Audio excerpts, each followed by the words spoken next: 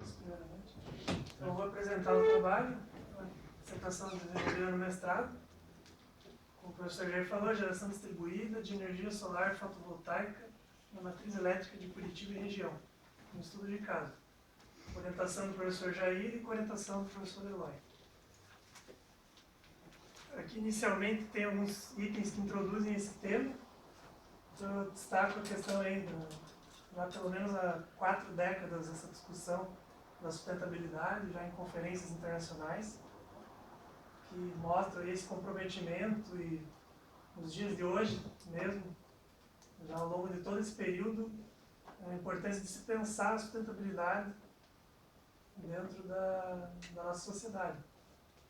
Então, um dos motivadores desse trabalho foi uma pesquisa, quando eu tive a oportunidade de desenvolver no meu TCC, foi estudar a eficiência energética lá no Escritório Verde.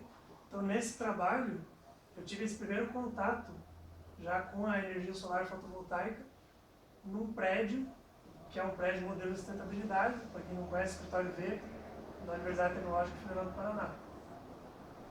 E tem um sistema fotovoltaico operando há 4 anos e mostrando a viabilidade técnica desse tipo de instalação. Então, um motivador foi pensar de que forma isso pode ser replicado em larga escala para a região metropolitana de Curitiba. Então, o tema do trabalho é fazer justamente essa análise dessa inserção de geração fotovoltaica distribuída na região metropolitana de Curitiba e fazer uma análise quantitativa, levantando a contribuição dessa fonte em termos de redução de emissões de gases de efeito estufa, gás carbônico, e redução de pico de demanda do sistema elétrico. Nos problemas e premissas, já destacando diretamente a pergunta de pesquisa, que é avaliar o potencial de redução de impactos ambientais e a estratégia de planejamento energético com a geração fotovoltaica distribuída. Então, no caso, particularizando para a região metropolitana de Curitiba.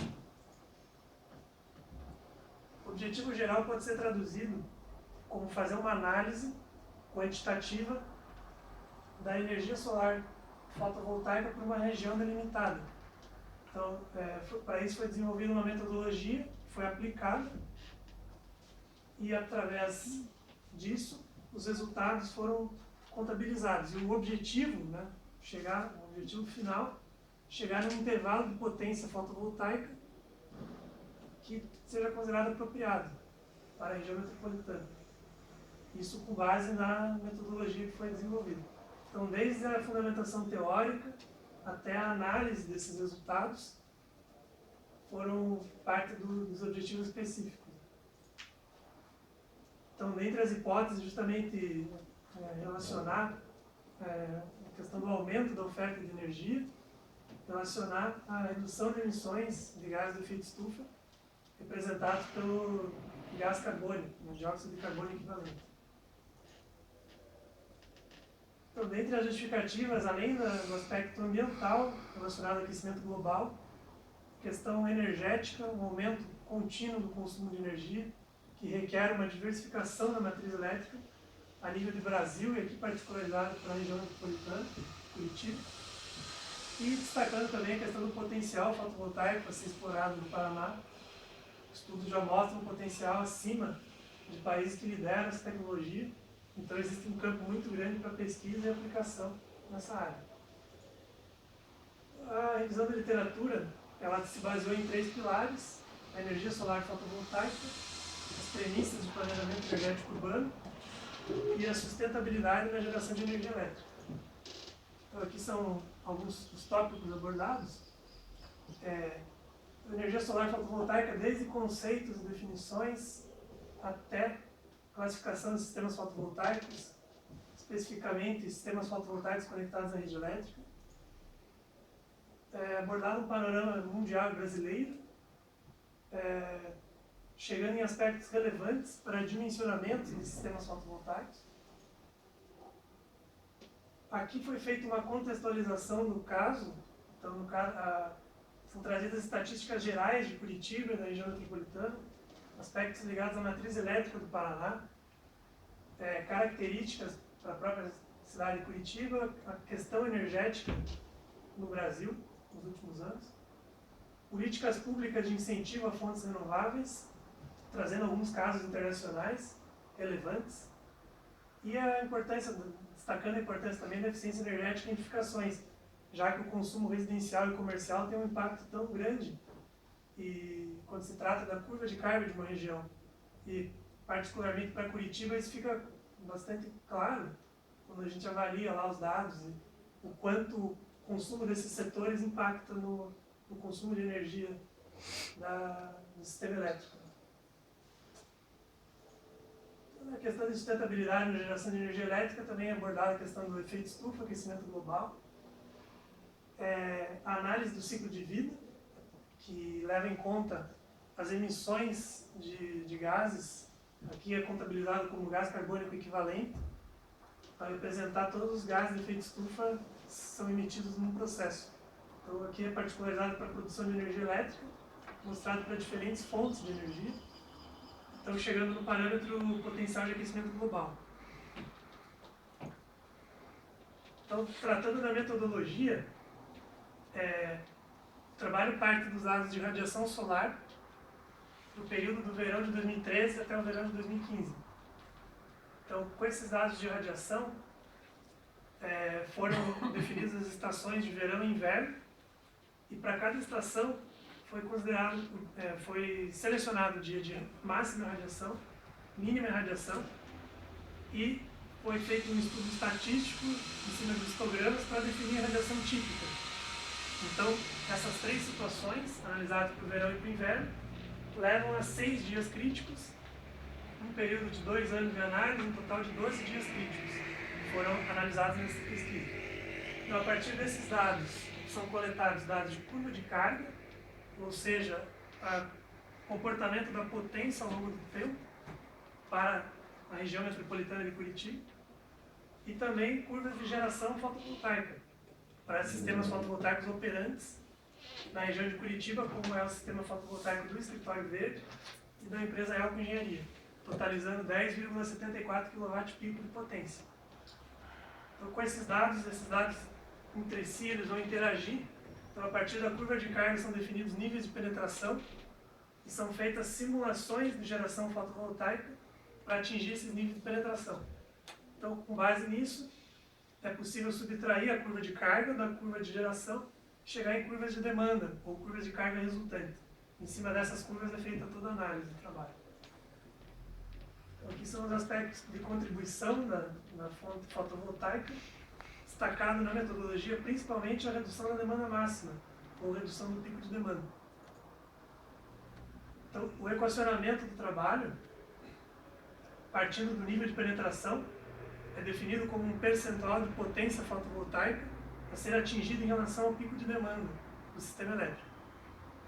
Em seguida, a potência elétrica fotogerada, que é a potência que o sistema é capaz de entregar na conversão fotovoltaica em um dado instante de tempo. Então, essa equação ela deriva da equação para estimar a geração de energia de um sistema fotovoltaico. Só que ao invés de trabalhar com uma medida de energia solar, que é radiação, em kWh por metro quadrado, é trabalhado com a irradiância, que é uma medida de potência solar, que é o kW por metro quadrado. Ao invés de tratar o performance ratio, ou a taxa de desempenho global, é tratado o desempenho instantâneo. Então, pode-se calcular a potência elétrica fotogerada para um instante desejado. Aqui na sequência, entra no aspecto que é o nível de penetração ótimo. Foi definido como sendo a máxima redução do pico de demanda devido à contribuição fotovoltaica. Então, esse parâmetro ele pode ser melhor compreendido partindo primeiro dessa equação 4, que é o P máximo, né? Potência elétrica fotogerada, capaz de fazer a maior redução do pico de demanda. Então, para entender esse parâmetro, dá para pensar a curva de carga dividida em duas partes. Então, da meia-noite até às 18 horas, a gente aproxima como sendo a parte diurna. A partir das 18 horas até as 23h59 é a parte noturna. Em dias em que a parte diurna se sobressai em relação à parte noturna, se diz que foi um pico de demanda foi diurno. Então, à medida que eu identifico esse pico de demanda na parte diurna e identifico o valor da parte noturna, A diferença entre esses valores é o P máximo. Então, isso representa uma forma de avaliar o quanto vai se crescer em termos do nível de penetração. Se for pensar, à medida que esse nível de penetração aumentar, a parte diurna vai sofrer uma redução, podendo chegar ao patamar da parte noturna, ao patamar do pico de demanda da parte noturna, ou abaixo desse patamar. Mas o nível de penetração ótimo considera que ela vai chegar ao mesmo patamar, o pico da demanda da parte diurna chegará ao mesmo patamar da parte noturna. Isso, do ponto de vista do sistema elétrico, é a maior contribuição que o sistema fotovoltaico pode promover. Porque se ele reduzir para baixo do patamar noturno, o sistema elétrico vai ter que suprir a demanda máxima. Então, essa demanda máxima sendo à noite, por mais que durante o dia reduza em relação à demanda máxima, para o sistema elétrico não será uma contribuição significativa. Então, a partir disso, a equação 5 possibilita o cálculo da potência fotovoltaica do sistema capaz de fornecer aquele parâmetro P máximo. Tratando na sequência, né, do nível de penetração energético, é o percentual de consumo de energia suprido pelo sistema fotovoltaico. Então, para essa análise, a equação 7 foi a forma de estimar a geração de energia elétrica ao longo de um ano, para os cenários que foram simulados no trabalho, e o consumo de energia foi restrito para a cidade de Curitiba. Então, a avaliação que é feita é quanto de percentual de energia o sistema fotovoltaico supre em relação ao consumo de energia da cidade de Curitiba. Por fim, um parâmetro chave na análise, que é o fator efetivo de capacidade de carga, ou FEC, que relaciona a redução do pico de demanda em relação à potência fotovoltaica do sistema. Então, no numerador fica nítido que é o pico da demanda original menos o pico da demanda com a contribuição fotovoltaica, em relação à potência do sistema, sendo também um parâmetro percentual. Então, aqui são os dias críticos considerados no trabalho. Foi levantado o pico da demanda e o instante de ocorrência, a irradiação solar acumulada do dia, a irradiância do instante do pico da demanda, a potência elétrica fotogerada pelo sistema do cenário base no pico da demanda e o cálculo do desempenho instantâneo naquele instante do pico da demanda. Aqui eu faço uma ilustração aplicando esses dados para o dia 28 de janeiro. Foi um dia de máxima irradiação no verão de 2013. Então, extraindo os dados da tabela, o pico da demanda, o instante de ocorrência, a radiação, a radiância naquele instante e a potência fotogerada naquele instante. Então, é feito o cálculo do desempenho instantâneo, chegando em 57%. Aqui é uma curva de carga, a curva de carga original desse dia. Então, o pico da demanda às 14 horas e o pico da parte noturna foi às 22h30. Então, é feita a diferença, o parâmetro P máximo é 29,1 megawatts. Então, na sequência, é calculada a potência fotovoltaica do sistema capaz de gerar 29,1 megawatts às 14 horas. Então, esse sistema tem uma potência de 46,8 megawatt-peak. Fazendo o cálculo para obter o nível de penetração ótimo, que é o nível de penetração correspondente a essa potência, chega-se a 2,97%. Então, é feito o cálculo do fator de multiplicação, que relaciona a potência fotovoltaica do sistema que eu estou simulando, que eu estou definindo a partir daquele nível de penetração, em relação à potência do cenário base. Então, esse valor aqui permite obter o perfil de geração fotovoltaica para esse nível de penetração, que é a curva da figura 2. Então, na sequência, as curvas são sobrepostas. Então, a curva de demanda ou curva de carga original em vermelho é sobreposta à curva de geração fotovoltaica em azul, e a diferença entre essas curvas é a curva de demanda resultante. Então, vocês podem observar que o pico original, que era às 14 horas, na curva resultante ele foi deslocado para as 22h30. justamente porque no instante do pico de demanda houve aquela contribuição do sistema fotovoltaico, com aquele parâmetro que foi calculado, 29,1 MW. Então aqui são os fatores de emissão de CO2 do Sistema Integrado Nacional. E esse trabalho ele partiu de uma análise considerando a média aritmética dos últimos 8 anos. Então é nítido, né, considerar que se fosse adotar os fatores de emissão dos últimos anos, desde 2012 a 2014, os resultados seriam maiores. O benefício em termos de redução de impacto ambiental seria maior, porque nós sabemos que o número de usinas térmicas termoelétricas que estão sendo acionadas é muito maior nos últimos anos para cá, devido justamente à crise hídrica.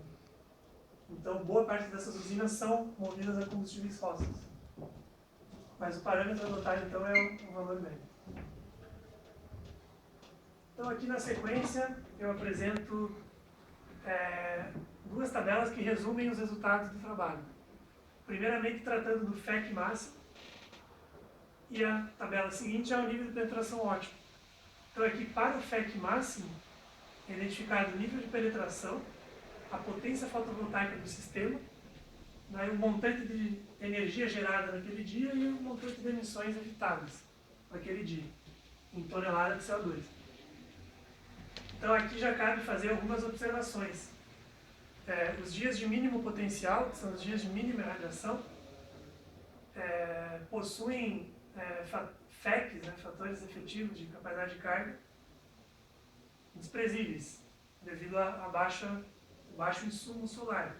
Então, esses dias aqui são esses resultados próximos a zero. Então, isso aí já desconsidera 4 dias. Então, daqueles 12 dias críticos, 4 dias são desconsiderados para análise. Então, como eu falei lá atrás, né, a análise tem por objetivo chegar num intervalo de potência que seja considerado apropriado em sistemas fotovoltaicos para a região metropolitana. Então, para chegar nesse intervalo, foi definido um patamar mínimo de FEC. Nós consideramos esse patamar mínimo como acima de 50%.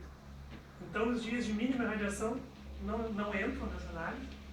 E nós tivemos duas situações que também não entram, que são picos de demanda que foram após as 16h30. Então, foi um dia de máxima radiação no inverno, em 2014, e um dia de radiação típica no inverno, em 2014. Então, já que o pico foi nesse instante, a contribuição fotovoltaica é menor. Então, para essa análise, não tem como considerar esses valores. Então, na sequência, é a tabela que mostra o nível de penetração ótimo. Então, é importante observar isso. Então, nos 12 dias críticos, um total de 6 não puderam ser considerados para formar esse intervalo de potência. Então, as figuras que eu vou mostrar na sequência são esses resultados para os dias que foram considerados na definição desse intervalo. Então, primeiramente, o máximo potencial de verão. Na curva da direita, figura 5, é mostrado o perfil das curvas de carga, original e resultantes. Então, a curva de carga em azul, a curva original, ela teve um pico às 14 horas. Foi a curva que foi apresentada no exemplo inicial. Com um nível de penetração de 2,97% calculado, obtém-se a curva em verde. Nessa curva, o pico de demanda não é mais às 14 horas, e sim às 22h30, então houve o deslocamento do pico. Toda vez que o pico de demanda é deslocado para um instante mais tarde, o sistema fotovoltaico vai operar com menor irradiação. Então, isso vai refletir no parâmetro FEC, que vai ter um comportamento decrescente. Nesse caso, deslocou para um valor de demanda à noite. Não tem contribuição fotovoltaica. Então, a curva do FEC vai ter esse decrescimento brusco. E a partir daqui define-se, então, o nível de penetração que levou ao FEC máximo, 2,97%, que corresponde ao nível de penetração ótimo, nesse caso. Aqui já é um dia de máxima radiação no verão de 2015. Se ficar nessa curva aqui, ele já vai estar na casa de 30%. Então, para a situação do verão, típica de verão, o pico original às 14h45, o aumento do nível de penetração para 3,3% na curva em verde, esse pico passou para as 15h30. Então esse é o nível de penetração do FEC máximo, observado na curva à esquerda. À medida que aumenta o nível de penetração, vai acontecendo o deslocamento do pico.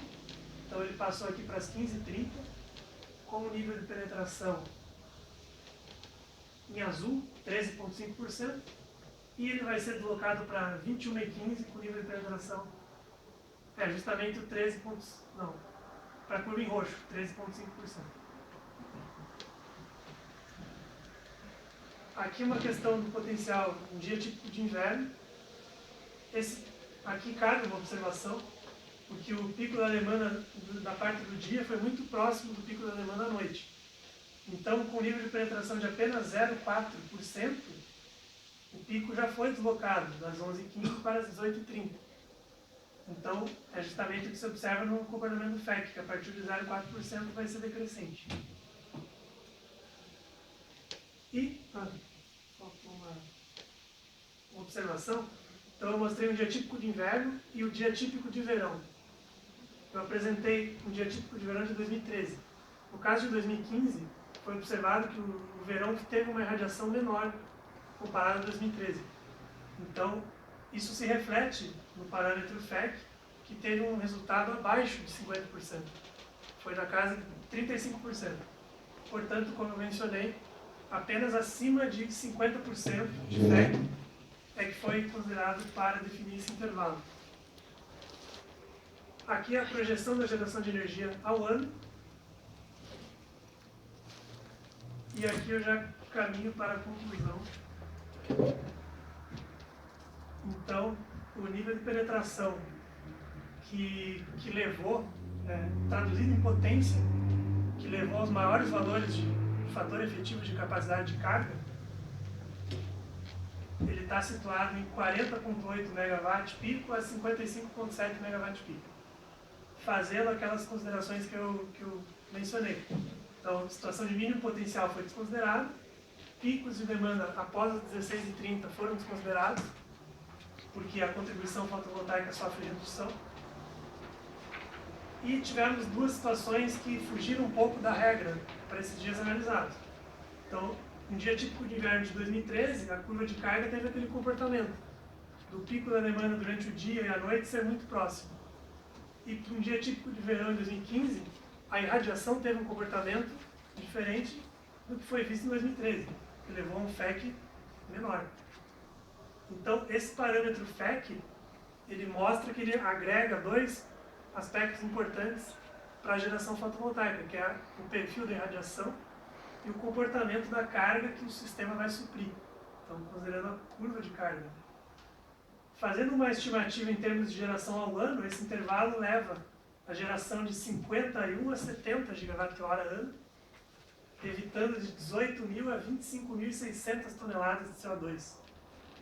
Então, isso, falando em termos de compromissos globais que são firmados já desde muito tempo, um bem conhecido como o Protocolo de Kyoto, os pactos firmados na Rio+20, de redução de emissões ao ano, agora mais recente, pactos firmados para 2030, para aumentar a quantidade de renováveis na matriz elétrica. Os Estados Unidos, né, firmou um pacto. Então, tudo isso mostra a fotovoltaica, a energia fotovoltaica, como um vetor que contribui para atingir essas metas. E um outro aspecto relevante, que se conclui, é que o trabalho, então, ele atingiu o que ele se propunha, do ponto de vista de trazer uma contribuição para uma ferramenta de auxílio para políticas públicas de incentivo. Principalmente levando em conta a importância de se medir e verificar, à medida que o número de instalações aumentem, quantificar isso e verificar a contribuição efetiva disso. E como o trabalho aponta aspectos estratégicos para essa fonte de energia, entra como um auxílio para políticas nesse sentido. As principais referências do trabalho, citadas aqui. E aqui são os artigos, as publicações desenvolvidas ao longo do mestrado, separados em artigos publicados, resumo aceito para conferência internacional, artigos já submetidos para publicação e artigos em elaboração.